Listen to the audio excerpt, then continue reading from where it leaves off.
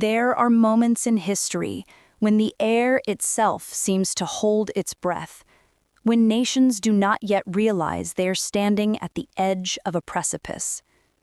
The early years of the 20th century were such a time, an era of quiet tension, where the old world still clung to its illusions of peace, unaware that the forces of tyranny and war were already gathering beyond the horizon.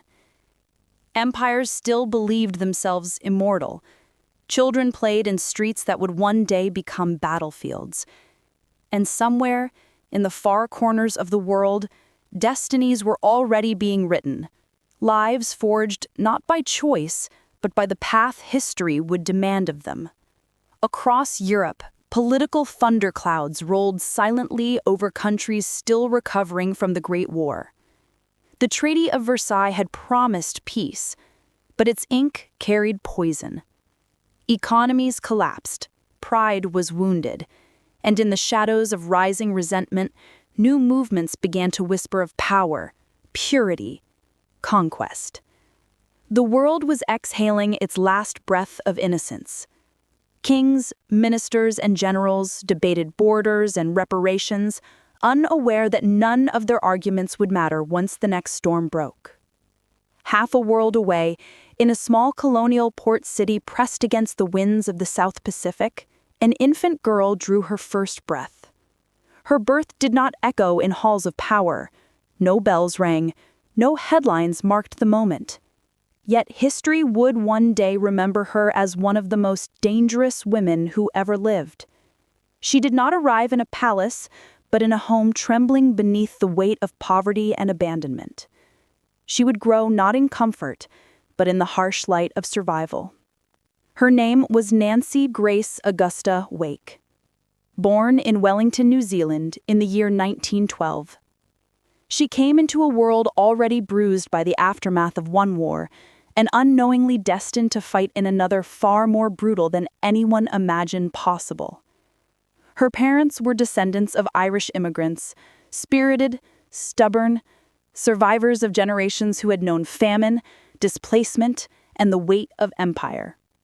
They carried hope in their blood, but hardship in their bones. Her father, Charles Wake, was a journalist with dreams that often stretched beyond his reach, while her mother, Ella, bore 6 children and the heavy silence of disappointment. When Nancy was only 2 years old, her father left for what he claimed was a short film project in the United States. He never returned. He took their savings, their security, and the last fragile threads of stability the family possessed. For Nancy, too young to understand loss, but old enough to feel its shadows, abandonment became her earliest memory. The absence of a father did not leave a wound. It left a vow. She would never again allow herself to be powerless, never trust the promises of others, never wait to be rescued. In losing her father, Nancy Wake found the beginnings of the unbreakable will that would one day define her. The family soon moved to Sydney, Australia, chasing opportunity and survival.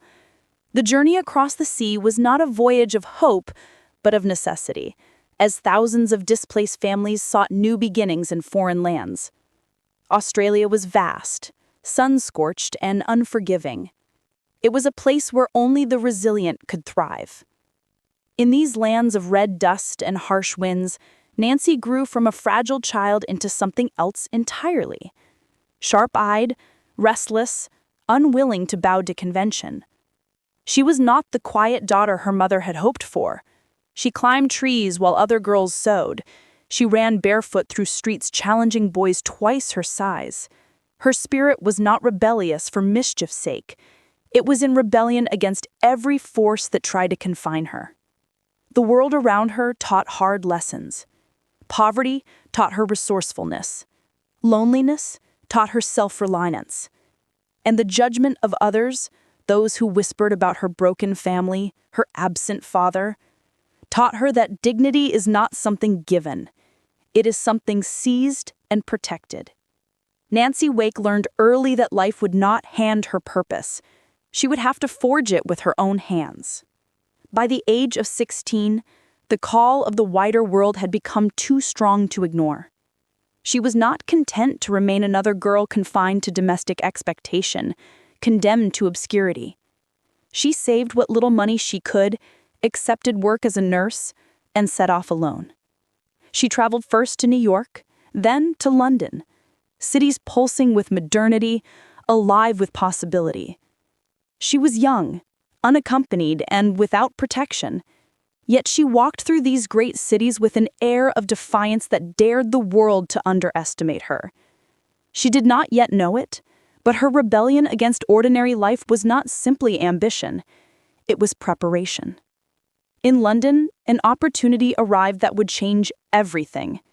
Using her intelligence and sharp intuition, Nancy secured a position in journalism, one of the few fields open to women willing to fight for space in a man's world.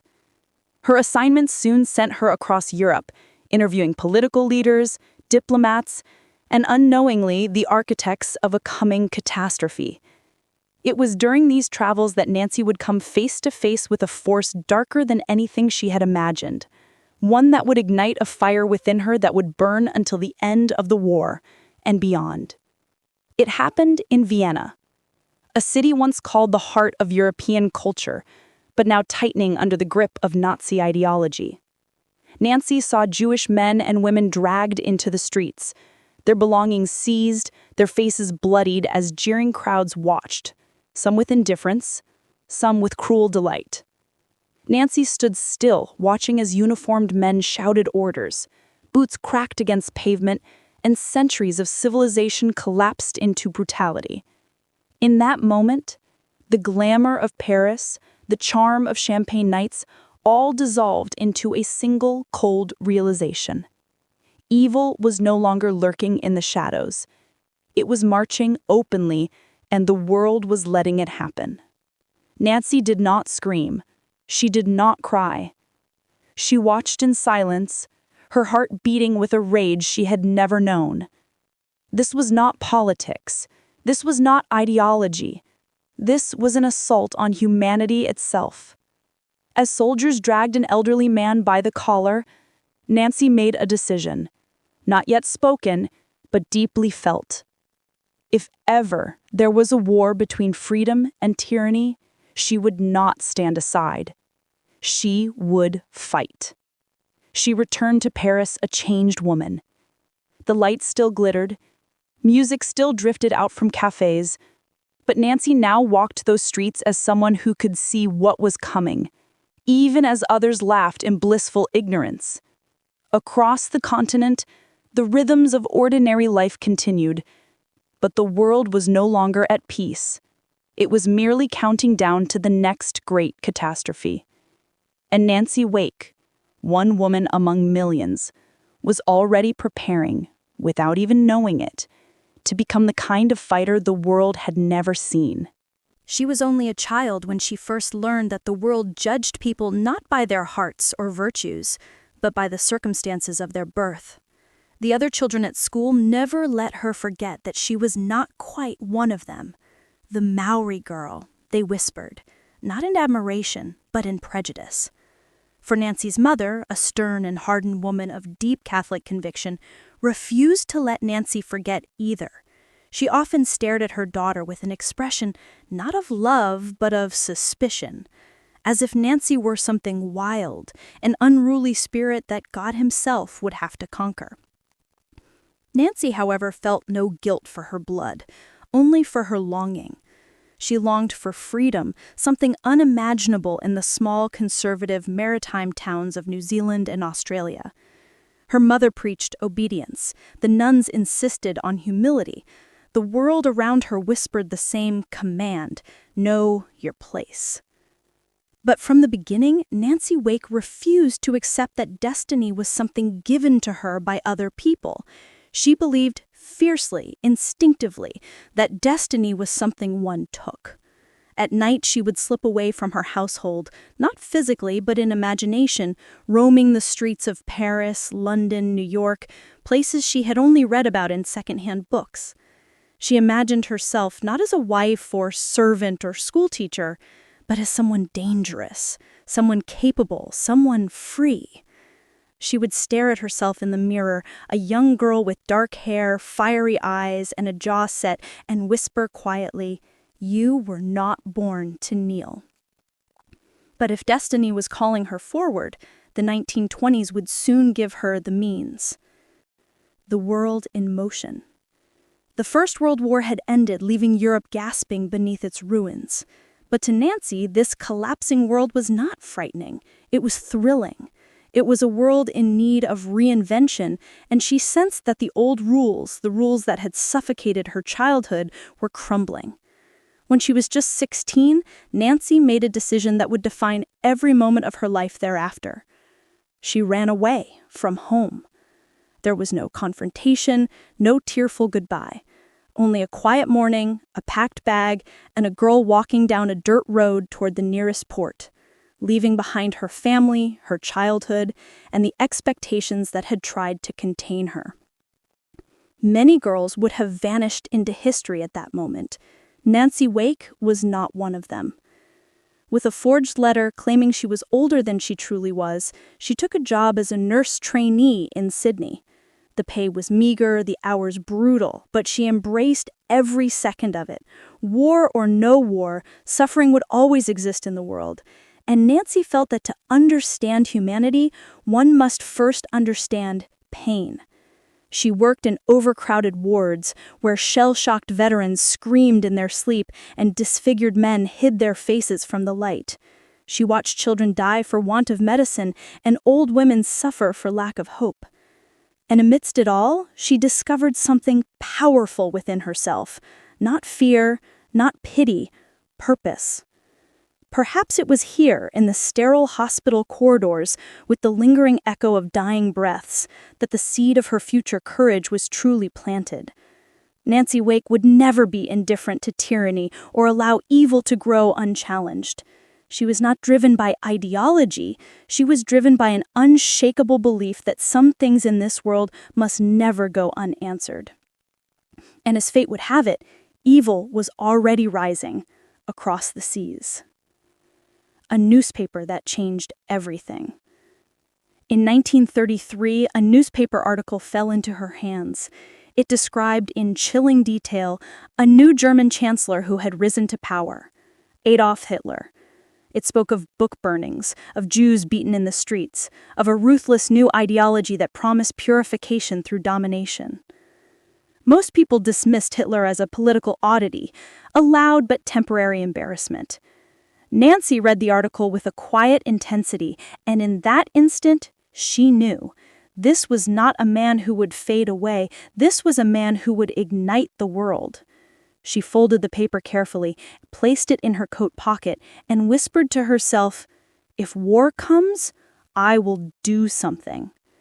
Not watch, not weep, do." That night she gazed at the dark ocean horizon, the smell of salt in the air, and felt something stir deep within her veins. The call of destiny, no longer a whisper, but a drumbeat. And so in 1934, with a one-way ticket and only a few pounds to her name, Nancy boarded a ship to England.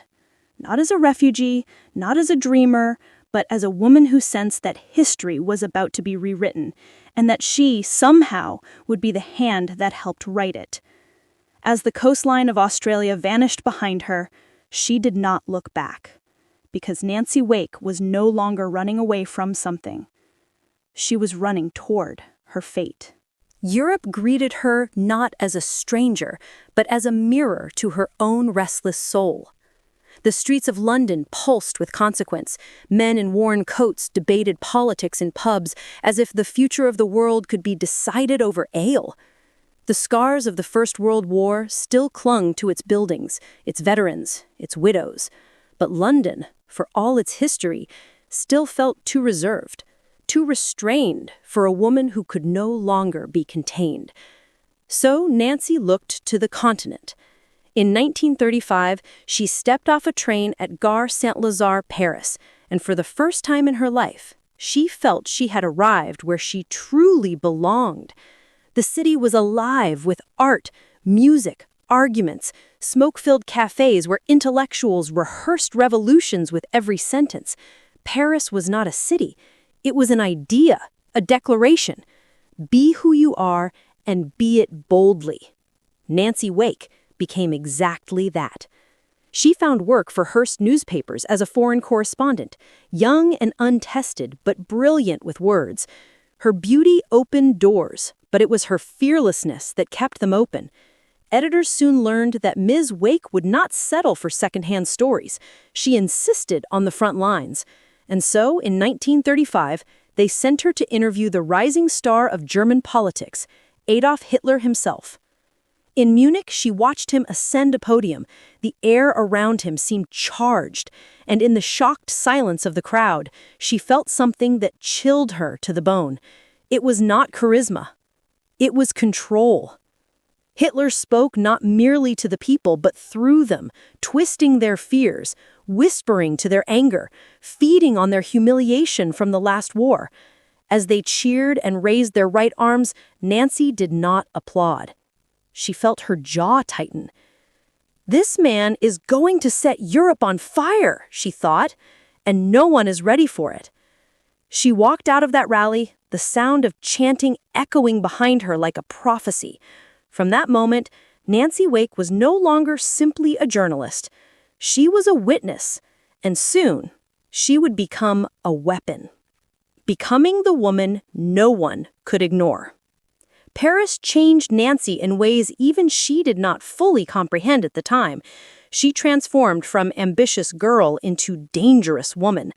A woman fluent in 5 languages, admired in salons, feared in diplomatic circles, and trailed constantly by whispers. She moved with elegance, dressed in silk and diamonds, laughed at cocktail parties. Yet every glance around the room was calculated. She gathered information the way others gathered jewelry. She charmed men of influence not to flatter them, but to observe them. And then she met Henry Fiocca, a wealthy French industrialist, handsome, composed, magnetic in his restraint. Unlike other men, he was not threatened by Nancy. He admired her. Theirs was not a romance of infatuation, but of destiny. 2 brilliant minds recognizing each other in a room full of pretenders. He once told her at a dinner party, "Nancy, you are not like other women. You are born for more than comfort." She laughed softly, replying, "Comfort is the last thing in this world I am built for."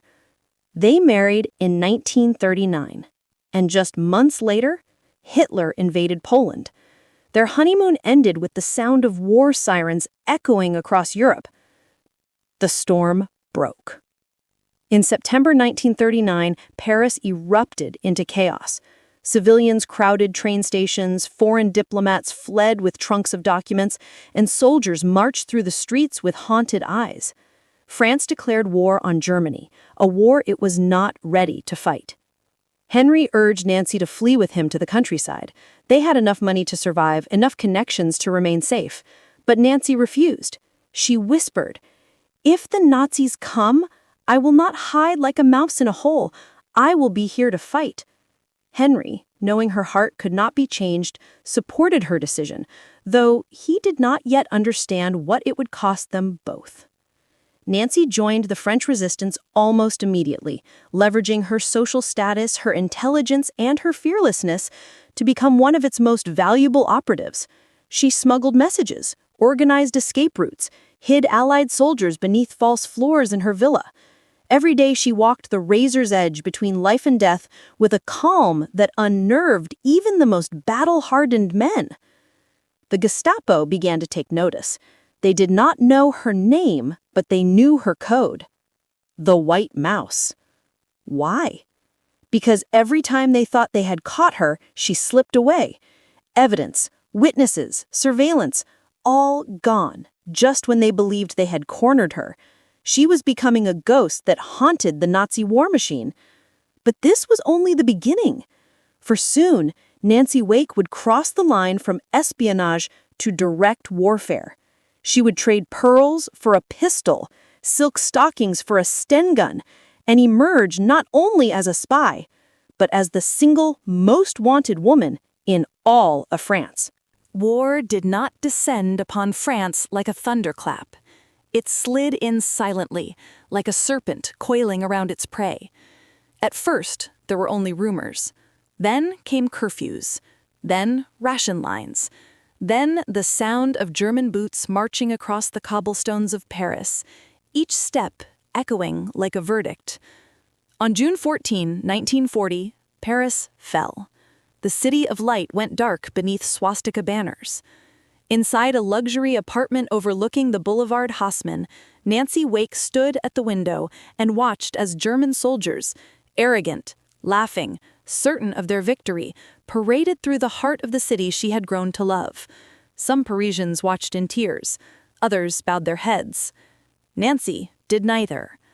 Her expression was calm, her heartbeat steady. She did not tremble. She did not speak.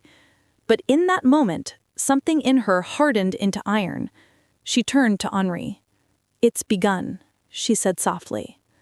Henri looked at her, not as a husband fearing for his wife, but as a man who understood that the elegant, laughing woman he had married was already transforming into a weapon. Under Nazi occupation, every street corner became a checkpoint. Germans seized homes, arrested Jews, enforced silence with bayonets and black leather gloves. Most civilians tried to adapt, to survive quietly. Nancy refused to survive. She intended to fight. And so, disguised in silk and smiles, she began her new career, a courier of secrets. She became a messenger for the resistance, using her wealth and status as perfect camouflage. While German officers admired her beauty in nightclubs, she memorized their troop movements. When French collaborators tried to win her favor, she led them into carefully laid traps. Her weapon was invisibility.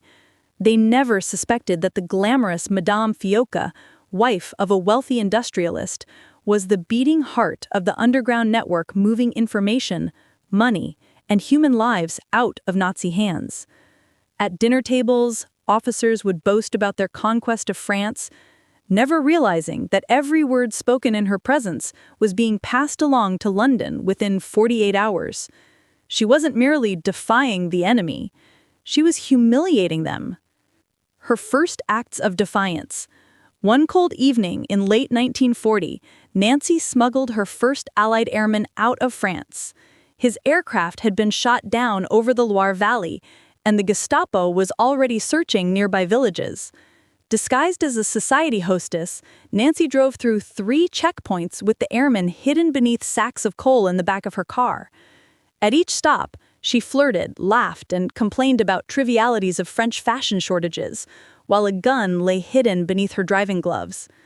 When she finally delivered the soldier safely to an extraction point in the Pyrenees, he asked her quietly, "Why are you doing this? It's not your war."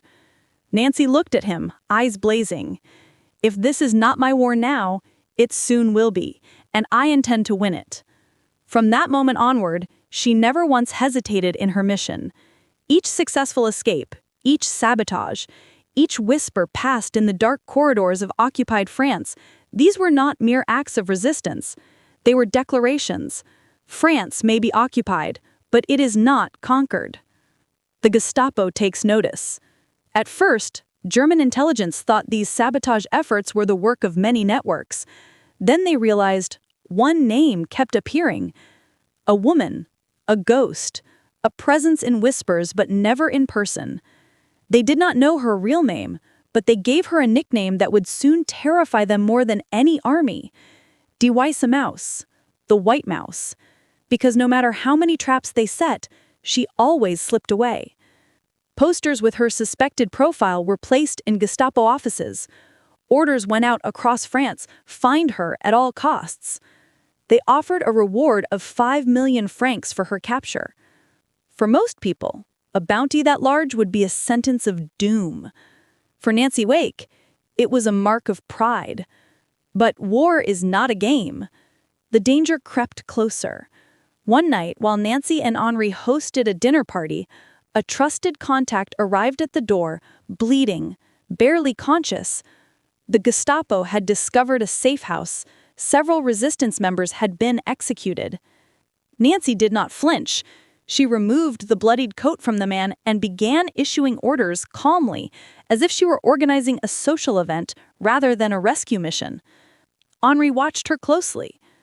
The woman he loved was stepping deeper into shadows from which she could never return. And yet, he loved her even more for it.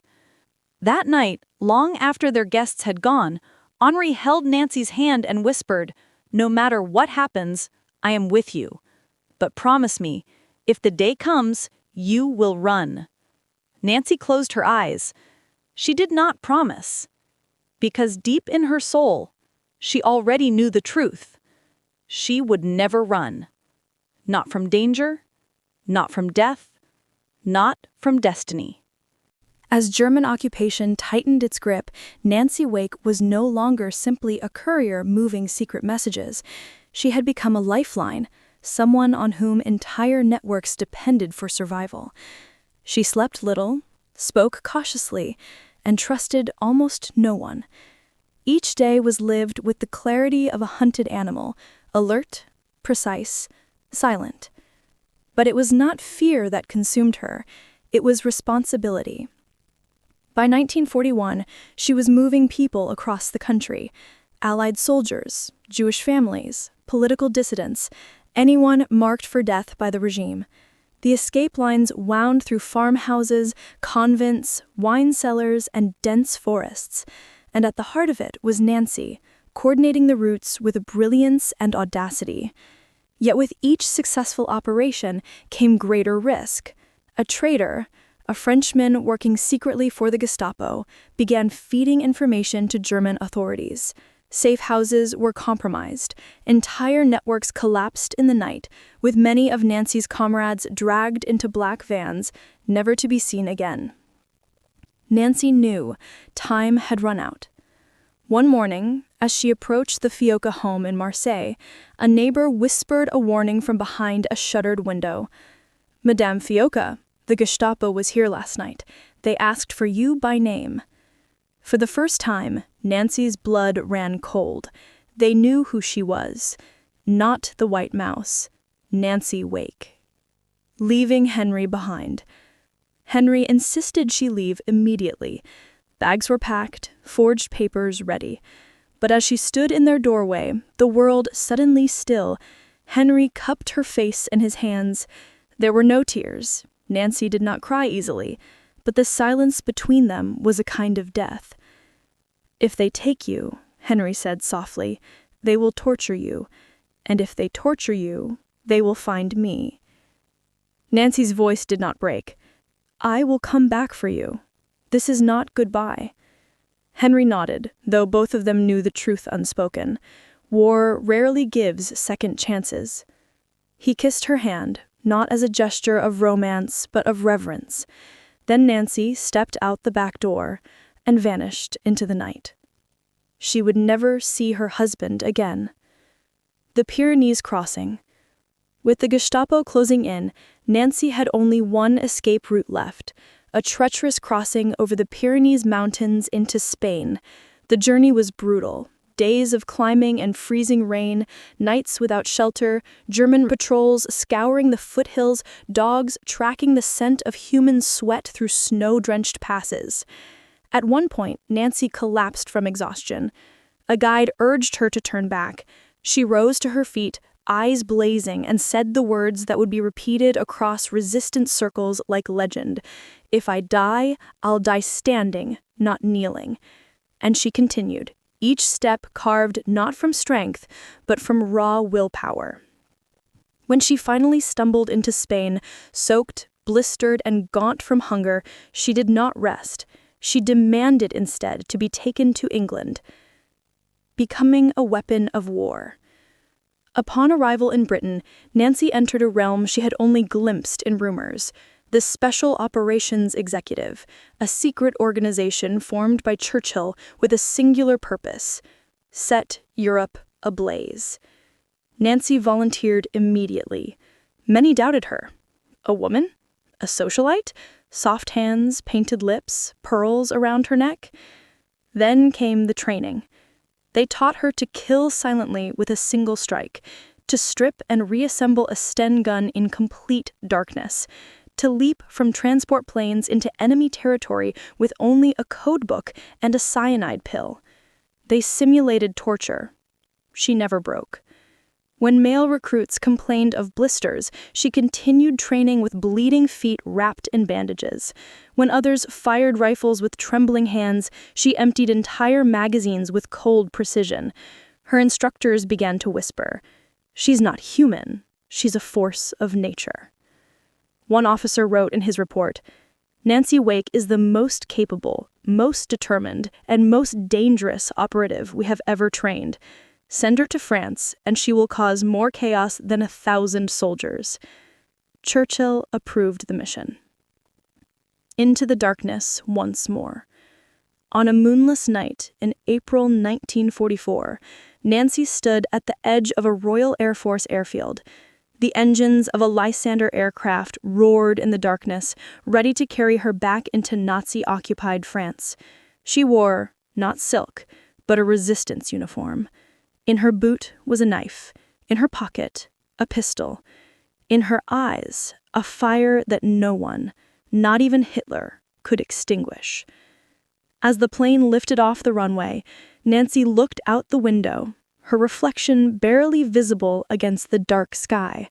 She was not the girl from Australia anymore. She was the white mouse, and she was going home to wage war. The night sky above central France was moonless, perfect for a covert landing. At precisely 01:30 hours, the Lysander aircraft cut its lights and descended into enemy territory.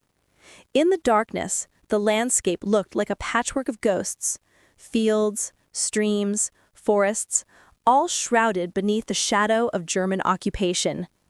Nancy Wake, now a fully trained SOE operative, checked the straps of her parachute and closed her eyes just for a moment. Not in fear, in focus. Below her waited a land transformed by terror. A land where speaking out could lead to execution, where even a careless whisper could be overheard by an informant, where hope survived only in secret cellars and forest hideouts. A land that once gave her purpose. Now it would give her a war. With a steady voice, the pilot called out, "Agent ready." Nancy stepped forward, no hesitation, and threw herself into the night sky, a single flame falling into darkness. A hard landing, a harder reality. She hit the ground hard, caught by the rough embrace of pine branches. The night was silent except for the rustle of parachute silk settling into the earth. Within minutes, French resistance fighters emerged from the trees. Hardened men, unshaved, eyes bloodshot from sleepless nights and endless fear, yet when they saw her, their expressions flickered from suspicion to disbelief. This was the legendary agent London had promised? A woman? One man spat on the ground and muttered, "We needed a soldier, not a girl." Nancy didn't flinch. She straightened her uniform, looked him directly in the eyes, and said with chilling calm, "Make no mistake, I didn't come here to play games. I came here to win a war." By dawn, every man in the Maquis unit understood exactly what she meant. Organizing chaos into an army. The resistance in central France had heart, but no order. Scattered groups acted independently, supplies were scarce, and morale was brittle. German patrols roamed the countryside, hunting partisans like wild animals. Nancy brought discipline. She established radio communication with London, coordinated supply drops, and forced rival resistance factions to unite under one command. Within weeks, she transformed hundreds of farmers, bakers, butchers, and runaway soldiers into a unified guerrilla army.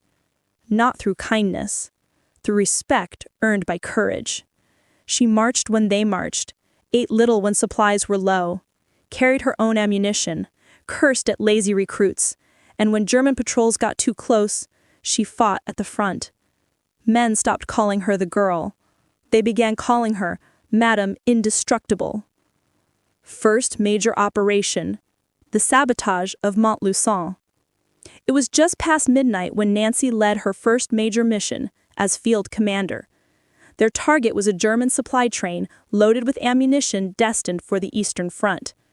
She crawled beneath the tracks in the pouring rain, mud soaking through her uniform, the smell of damp metal and explosives filling her lungs.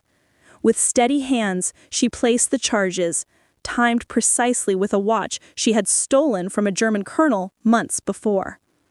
As she climbed back up the embankment, a young Maquis fighter whispered, "Are you sure this will work?"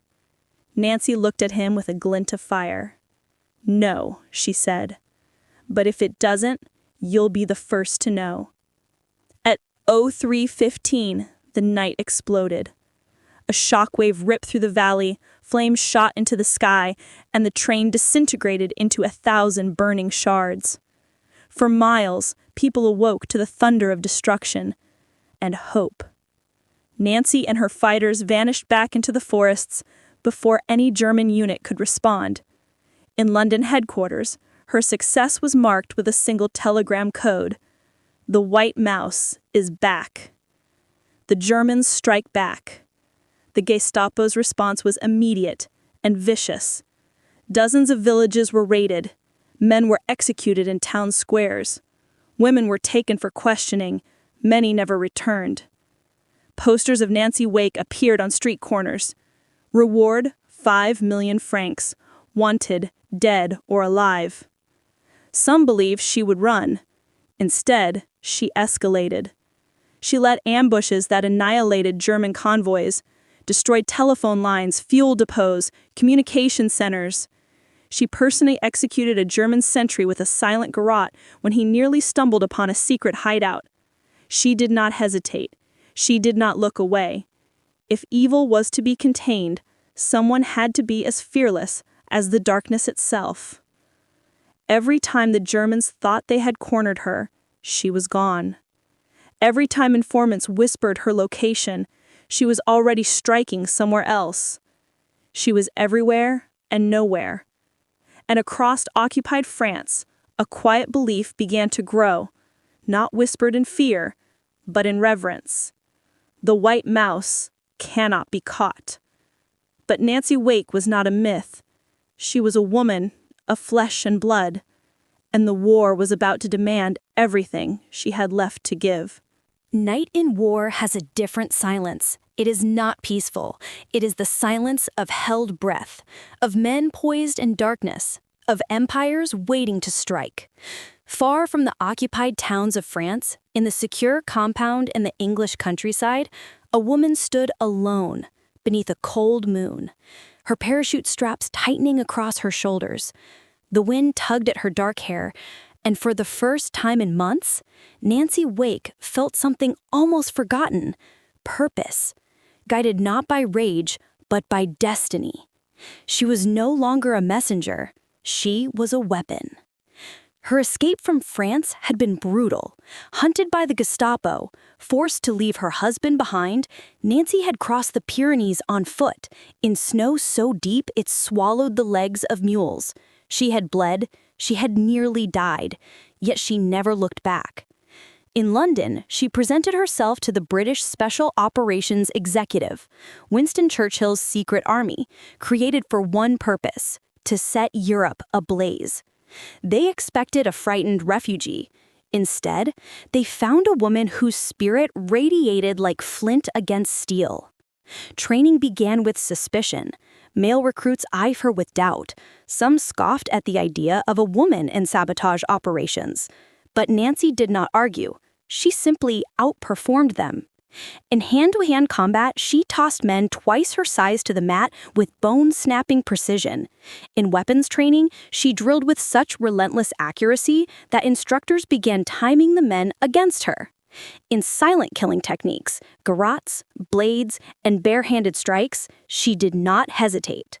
The instructors noted her psychological profile: compassionate toward allies, merciless toward enemies, unbreakable under pressure.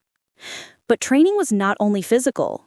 They taught her how to decode messages in seconds, how to dismantle a bridge with 2 charges instead of 4, how to turn every object into a tool of survival. There were lessons in deception, how to lie so convincingly even truth would doubt itself. She was taught how to withstand interrogation, even torture. Once, during a mock capture scenario, her captors hurled insults and threats at her for 24 hours straight. Nancy stared at them with such cold contempt that they ended the drill early, disturbed not by her fragility, but by her unwavering defiance. After 3 months of relentless preparation, Nancy was summoned to a briefing room lined with maps and photographs. A British colonel pointed to a region in central France, the Auvergne Mountains. The Maquis resistance is growing. They are brave, but unorganized. They need leadership. They need funds. They need weapons. They need... He paused, almost reluctantly. You. Nancy did not ask for guarantees. She asked for supplies, codes, radio sets, explosives, and a team she could trust. At the top of the list was Captain John Farmer, codename Hubert, a radio operator known for his calm under fire. The operation would be dangerous beyond comprehension. She would parachute into occupied France, establish contact with local resistance fighters, and organize a full-scale guerrilla army to undermine German operations ahead of D-Day. On the night of April 29, 1944, Nancy boarded a twin-engine Halifax bomber. As it roared into the dark sky, a sense of stillness washed over her. Below her, cities lay in blackout. Oceans churned with U-boat shadows, and somewhere in the depth of France, thousands of men and women waited for a signal, a sign that liberation was not a dream, but a plan already in motion. The red light in the aircraft flicked on. The dispatcher approached her. "Good luck, Madame Fioca," he shouted over the drone of the engines, using her married name, the name she still carried like a wound. Nancy simply nodded. She stepped into the open hatch. The wind roared into her ears, tearing at her jumpsuit. For a heartbeat, she hovered between worlds, the life she had lost and the destiny she had claimed. Then, she jumped. The sky swallowed her, vast and starless. She felt the terrifying freedom of falling, weightless, unbound. Below, the dark silhouette of the French mountains rose to meet her. The moment her parachute deployed, the world transformed. She could see the faint glow of a farmhouse lantern, her landing zone, and she knew. The time for hiding was over. From this night forward, she would not just resist, she would lead. The moment Nancy's boots struck French soil, a ripple moved through the mountains, a current of change carried not by wind, but by whispers. She has returned, they said. The white mouse, the one the Germans could never catch. For months, resistance cells had survived like scattered embers, each one burning alone. But Nancy Wake had come not to tend dying flames. She had come to forge an inferno. Her first headquarters was a stone farmhouse hidden deep within the forests of the Auvergne, surrounded by valleys carved by ancient lava and protected by an endless labyrinth of pine. As dawn broke, men emerged from the tree line. Farmers, deserters, escaped prisoners of war, boys barely 16, and veterans of the 1940 defeat who had buried their uniforms, but not their pride. They expected orders from London. They did not expect the figure who stepped forward to greet them. She was dressed in a French civilian coat, boots muddy from her landing, eyes sharp as bayonets. "I am not here to talk of survival," she told them. "I am here to talk of victory." There was no applause, just silence, a silence that marked the moment hope returned. Within days, Nancy Wake had begun the impossible. From scattered resistance groups, she built an army. She organized food supplies, medical caches, and ammunition depots with military precision. She dispatched runners to neighboring villages, calling every able-bodied patriot to arms. She negotiated alliances between rival resistance leaders, men who had once threatened to shoot each other on sight, but who now found themselves compelled by her will. She issued orders with calm authority, never once raising her voice, but never once tolerating failure. Supply drops began arriving from London by moonlight. Nancy coordinated every parachute dispatch: weapons, radios, cash, and explosives. She often rode a bicycle for hours through treacherous terrain to confirm landing zones herself. If she demanded sacrifice, she would share it.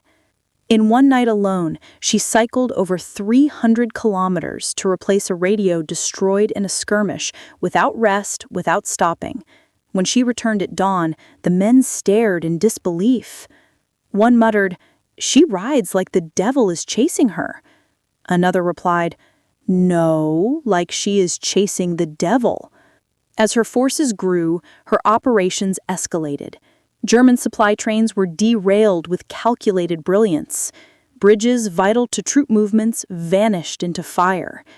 Ammunition convoys were ambushed in the narrow mountain passes, attacked, seized, and then redistributed among the resistance. She established hidden hospitals and burial grounds, taught her fighters sabotage tactics, and personally oversaw the printing of pamphlets that declared, "France fights in the shadows, and the shadows are winning." London could hardly believe the reports. At first, they assumed the dispatches were exaggerated. One woman commanding 2,000 fighters? Impossible! But the figures spoke for themselves. Nancy had achieved in weeks what many trained officers could not. She transformed chaos into strategy. Meanwhile, German forces were enraged. Field Marshal von Rundstedt issued a direct order: crush the Maquis in the Auvergne at any cost. Nazi command did not know her name, but they knew her effect.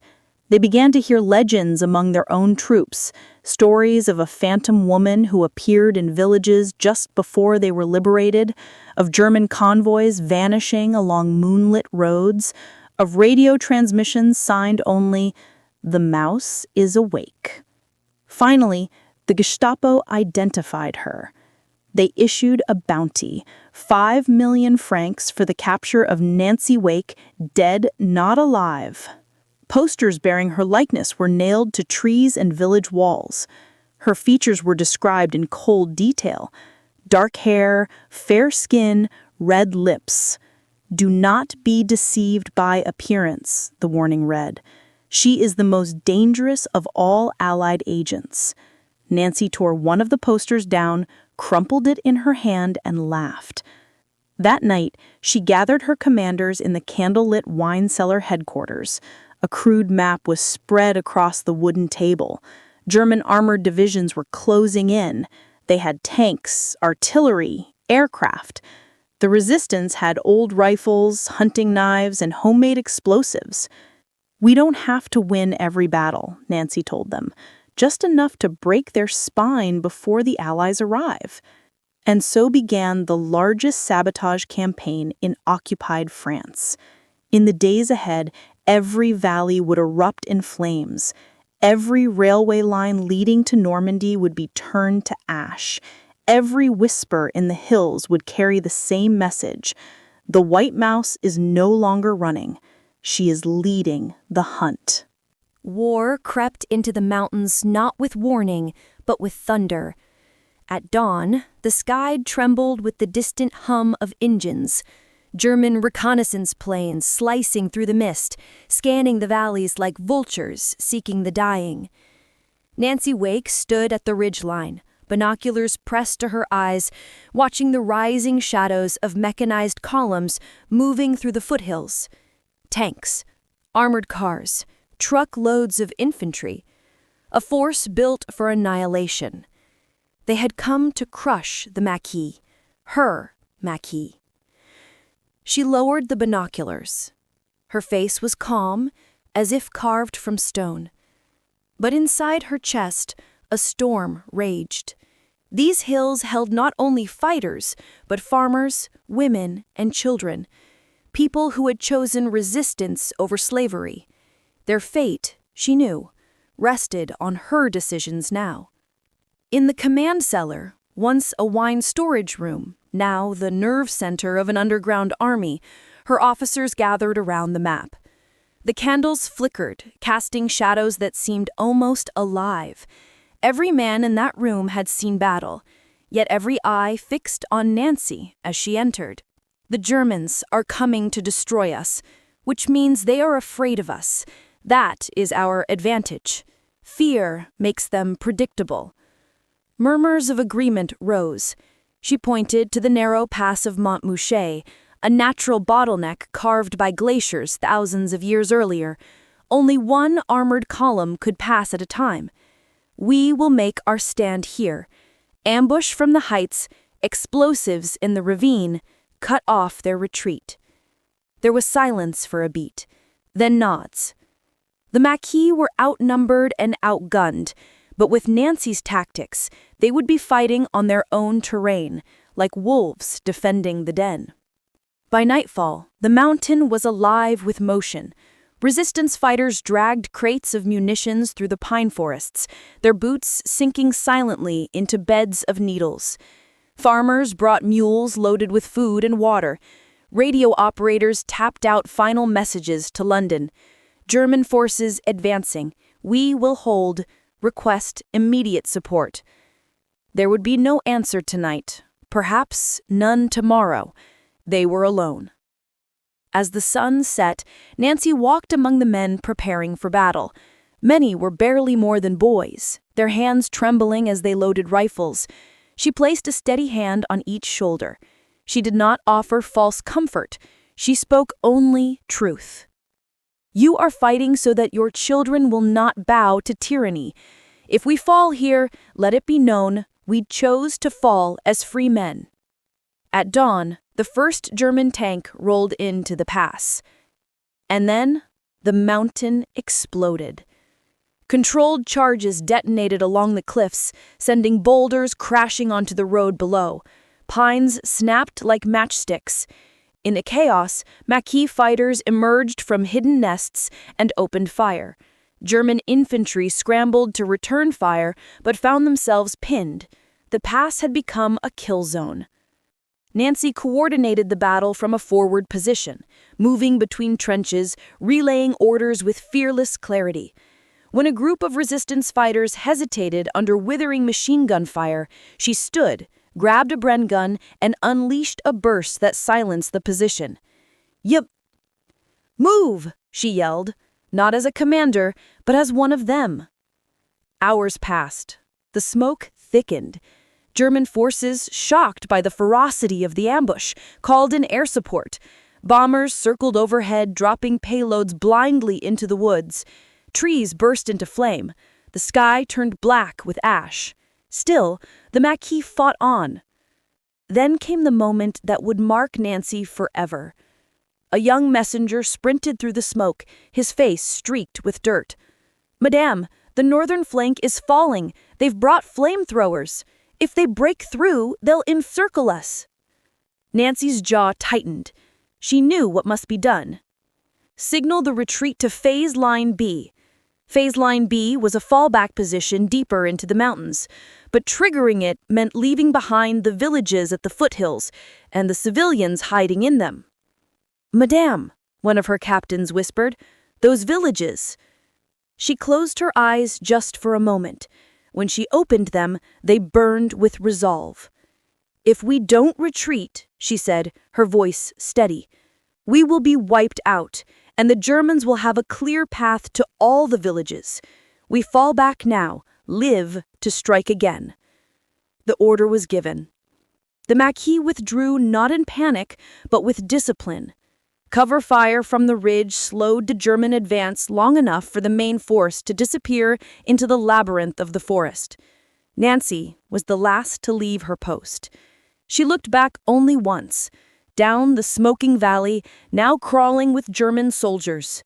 She felt not sadness, but fury, the kind that hardens into absolute resolve. The Germans might claim the ground beneath their boots, but Nancy had claimed the future. Because this was not the end of resistance. It was the beginning of the counterstrike that would shatter the German war machine from within. The white mouse had shown her teeth.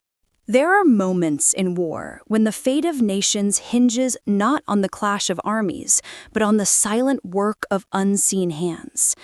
In the spring of 1944, as Nazi banners flew over the heart of Europe, whispers traveled through resistant safehouses and coded radio transmissions. The Allies are coming. The invasion of France, Operation Overlord, had been set in motion. Yet success would not be determined on the beaches alone. For the landings to succeed, German forces had to be crippled from within. And that responsibility now fell to Nancy Wake. High in the Auvergne Mountains, in a hidden command bunker camouflaged beneath moss and rock, Nancy stood before a table covered in intelligence reports. British High Command had sent a final directive through radio channels. Begin large-scale sabotage operations, disrupt transport, sever supply lines, isolate German divisions. This was no longer resistance. This was prelude to liberation. The Maquis had regrown like wildfire. Hundreds had become thousands. Farmers, escaped prisoners, railway workers, fathers, sons, and widows who had lost everything except their will to fight. They no longer saw Nancy as a covert operative. They saw her as their commander, as a symbol of the free France that had not yet been born, but whose heartbeat already pulsed beneath their feet. Nancy traced her finger over a railway line drawn in red. It was one of the primary arteries connecting German forces in central France to the coast of Normandy, where the Allies would soon storm the beaches. If these reinforcements reached the coast, the invasion could fail. The weight of that truth pressed in the silence of the bunker. Nancy looked up, meeting the eyes of her senior lieutenants. We will not wait for history. We will write it. Their first operation under the new directive would be remembered as one of the most audacious sabotage acts of the war. Under moonless skies, Nancy led a convoy of resistance fighters through narrow deer trails, each man carrying explosives strapped to his back. She moved silently, her steps precise, an apparition among mortals.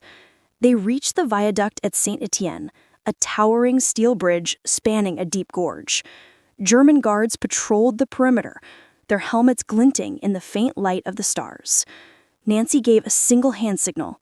The resistance fighters split into teams, moving like ghosts.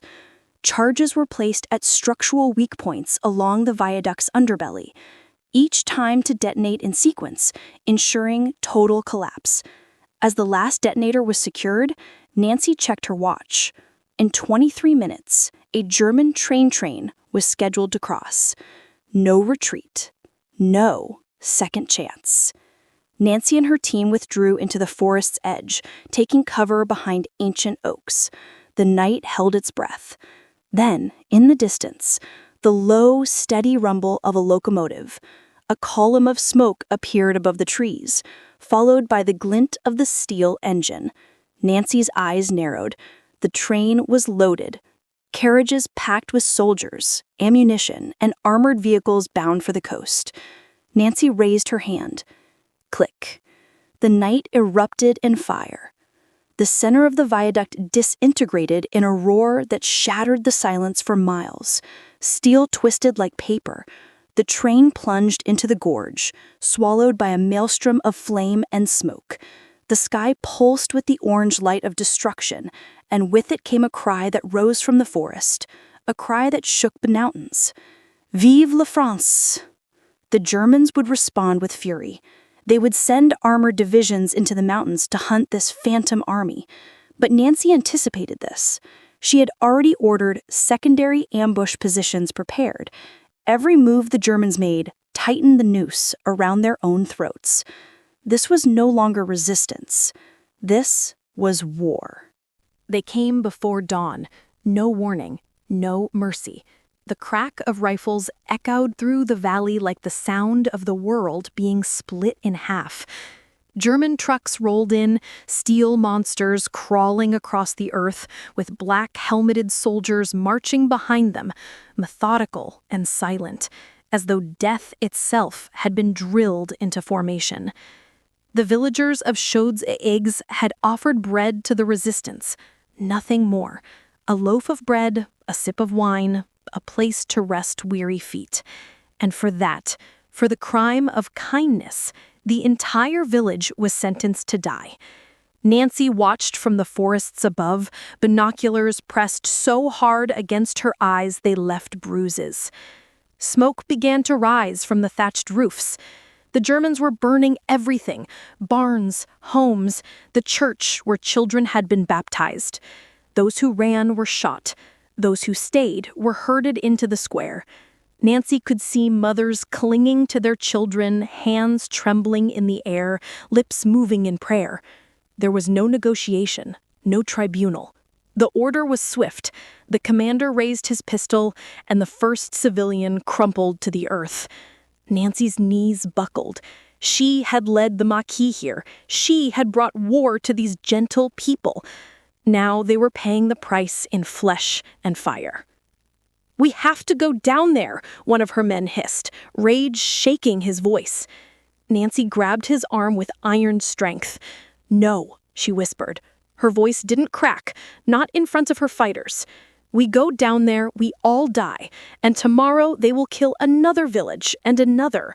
We strike when the cost is theirs, not ours." But even as she said it, she felt the weight of leadership crush her chest, a burden heavier than any weapon she had ever carried. For every act of resistance she unleashed, the Nazis answered with massacre. By noon, the square was drenched in silence. Only the crackling of flames remained. The Germans left behind charred ruins and rows of bodies blanketed in ash. That evening, Nancy walked through the wreckage with her medic team. She knelt beside a young girl no older than 9, her small hand curled around a scorched doll. Nancy did not weep. She could not. Her tears had hardened into something else, something sharper: vengeance. Not the kind born of hatred alone, but of love for those who had no sword to lift in their own defense. In that moment, Nancy Wake made a decision. If the Nazis wanted to make war on civilians, she would make war on the Nazi war machine itself. She would not defend, she would destroy. The forest that had once been refuge now hummed like a command post. Canvas tents lined the clearing, maps covered every makeshift table, and the murmur of radio static became the new hymn of resistance.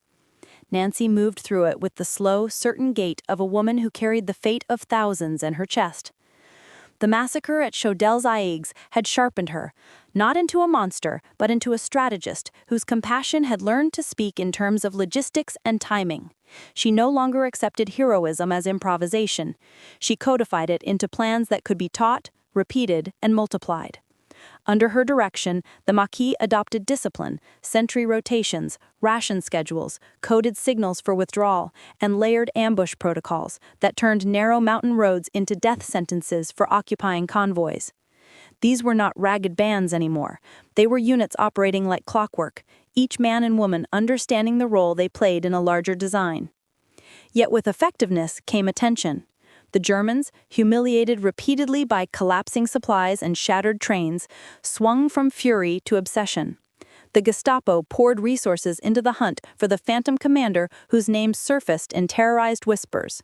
Intelligence officers met in smoke-filled rooms, maps were annotated with her last known sightings, interrogation reports were reprinted with her likeness underlined. The reward on her head grew to mythic size, 5 million francs, but more dangerous than the money was the intensity. Squads of SS and French collaborators who no longer saw her as an operative, but as an affront to the Reich that must be personally answered for. They began to move with brutality designed to unnerve, not merely to capture. Villages received pamphlets warning of reprisals. Suspected supporters were publicly humiliated. Priests who hid fugitives vanished in the night. It was a reign of terror planned to choke the very soil from which the Maquis drew its strength. Nancy watched the escalation with a hardness that did not take pleasure in cruelty. She understood the calculus of terror. Every atrocity the enemy committed stiffened resolve among the local populace, but it also exacted a human toll she had vowed to minimize. She ordered tighter compartmentalization of cells so that a single arrest could not topple an entire network. She instructed that families of key operatives be moved to secure locations when possible. She insisted that safe houses rotate at irregular intervals. Yet no matter how many precautions she layered, the Gestapo adapted. They planted double agents who smiled like saints and carried the blade of betrayal in their pockets. A friend who had once supplied milk to a hideout now turned over the coordinates for a sack of francs. Each betrayal cut deeper than any bullet. Each capture was a lesson in the limits of trust. Among the Maquis, stories grew, some true, some embroidered by the hunger for hope. Tales of Nancy riding into villages at dusk, pistol holstered, hair tucked neatly beneath a cap, rousing hidden men with a phrase and a look. Of her walking into a German encampment under the pretense of a charity visit, then slipping a sabotage device into the officers' quarters. Men whispered of the night she single-handedly disarmed a patrol that had stumbled upon their radio. These legends were not invented, they were necessary. In a war fought in silence, myth kept morale alive. But Nancy never encouraged the falsehoods. She knew myth could swell like pride and burst in dangerous ego. She corrected exaggerations not out of modesty, but out of the need for clarity. Men must know what they could do, not what they imagined they could. Her leadership, however, demanded more than tactical brilliance. It required moral clarity in the face of impossible choices. When intelligence confirmed that an SS unit intended to burn a neighboring village in retaliation for a derailment, the Maquis planned an intercept that would draw the unit into a trap. The ambush succeeded, but not without consequence. German reprisals the following day were swift, sweeping, and brutal. Nancy sat in the dim light of the cellar headquarters and felt the familiar ache that never left her, the knowledge that every decision held human lives in its balance. Men came to her with hatred and asked for reprisals that would turn the war into savage theater. She would listen, let the grief out in words, but then she would steady them with reasoning. "Vengeance is a river," she said once. "If we jump in, it will drown us all. We must be the smiths of our anger, mold it, direct it, and use it to break the engines of the occupiers." As summer turned to the edge of autumn, the Maquis had become a force the Germans could not ignore. Supply routes to Normandy, railways, bridges, fuel depots groaned under continual sabotage. Local resistance had multiplied into a national problem. London's broadcasts praised the efforts. Coded messages commended the audacity. Yet Nancy received no medals in the forest. Her acknowledgments were radio codes, instructions, maps of targets, and letters from families thanking her for saving someone's son. She did what was necessary and then moved on to the next task. Her life narrowed to essentials. The next mission, the next supply drop, the next plan to keep the men alive long enough to strike another blow. But legend has a cost. The Gestapo's net tightened. A French collaborator, once trusted, gave the names of 3 key lieutenants in exchange for a promise of protection.